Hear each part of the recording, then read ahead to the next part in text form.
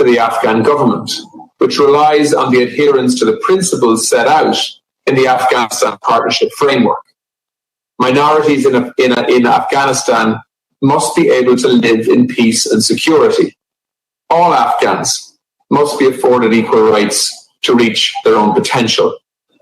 Madam President, my third point is on the need for a response to the rapidly deteriorating human rights and humanitarian situation in Afghanistan.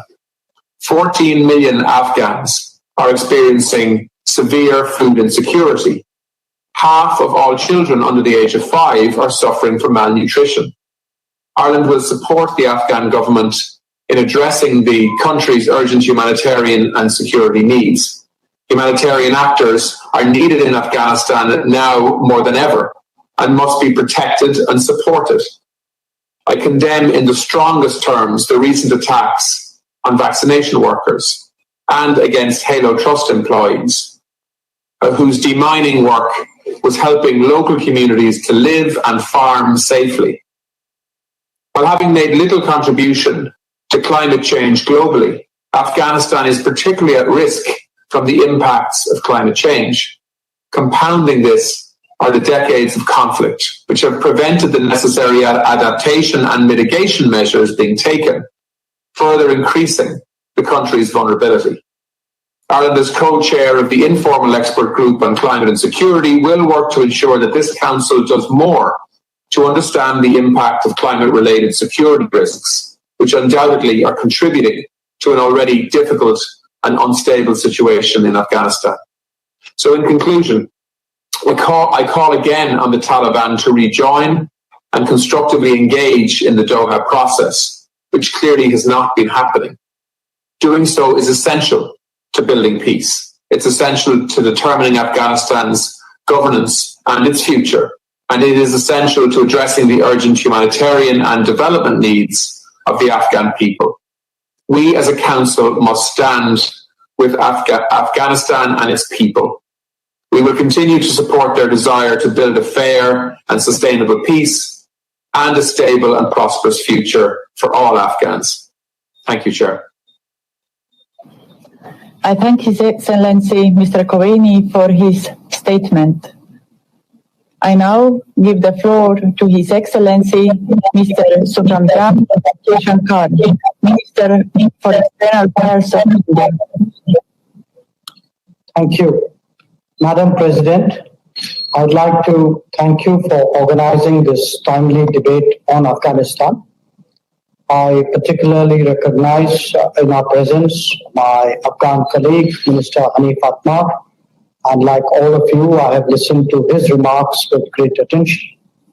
I would also like to thank our briefers today, Special Representative Deborah Lyons, Executive Director Gada Fateh Ismail Wali, as well as Executive Director Mari Akrami. Madam President, we have noted the report of the Secretary General on the situation in Afghanistan issued last week. The report is clear that the intra-Afghan talks have not resulted in a reduction of violence in Afghanistan. On the contrary, violence has only increased, especially after 1st May. The country has been witnessing targeted attacks on religious and ethnic minorities, girl students, Afghan security forces, ulemas, women occupying positions of responsibility, journalists, civil rights activists, and the youth. It is therefore crucial that the international community, and in particular this Council, presses for a permanent and comprehensive ceasefire to ensure immediate reduction in violence and protection of civilian lives.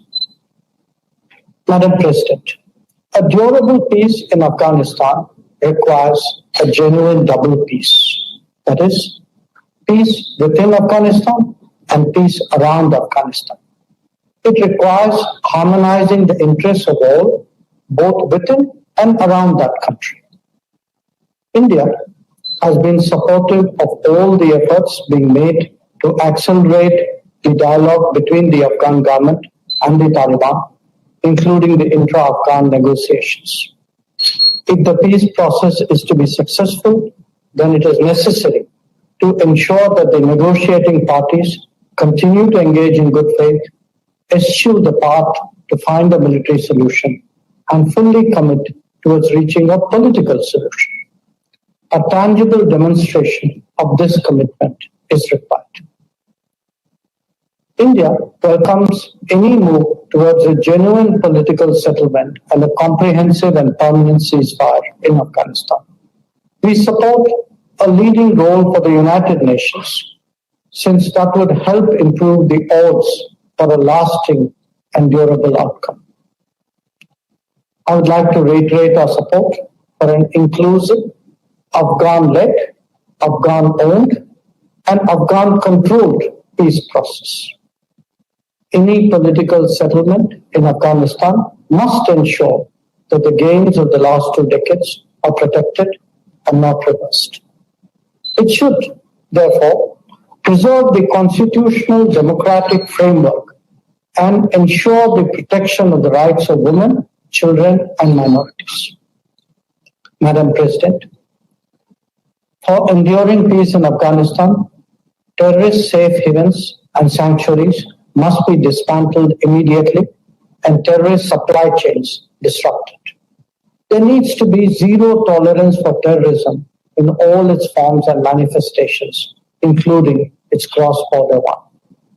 It is equally important to ensure that the territory of Afghanistan is not used by terrorist groups to threaten or attack any other country. Those providing material and financial support to terrorist entities must be held accountable. We, as the international community, must ensure that our commitments to Afghanistan, including to its various institutions, are maintained. For Afghanistan's economic development, it is important to have unhindered access to the high seas. The international community should work towards the removal of artificial transit barriers imposed on Afghanistan and ensure full transit rights guaranteed to Afghanistan under bilateral and multilateral transit agreements without any hindrance. Madam President, India remains committed to steadfastly supporting Afghanistan during this transition. Our development partnership, including more than 550 community development projects covering all 34 provinces, is aimed at making Afghanistan a self-sustaining nation. Additionally, we have just recently signed a memorandum of understanding with the government of Afghanistan for building the Shatut Dam, which would provide safe drinking water to the residents of Kabul city. To provide greater regional connectivity, India has operationalized air freight corridors and the Chabahar port. India also extended humanitarian assistance of 75,000 metric tons of wheat to Afghanistan through the Chabahar port to overcome food insecurity in view of the COVID-19 pandemic. Further, as part of our endeavor to help Afghanistan tide over the COVID-19 pandemic, we have supplied made in India vaccines to Afghanistan, both bilaterally and through the COVAX facility. India continues to stand with Afghanistan in ensuring restoration of normalcy through a legitimate democratic process that is essential for the long-term stability of Afghanistan and the region. India will continue to provide all support to the government and people of Afghanistan in realizing their aspirations for a peaceful, democratic and prosperous future, free of terror, so as to protect and promote the rights and interests of all sections of the Afghan society.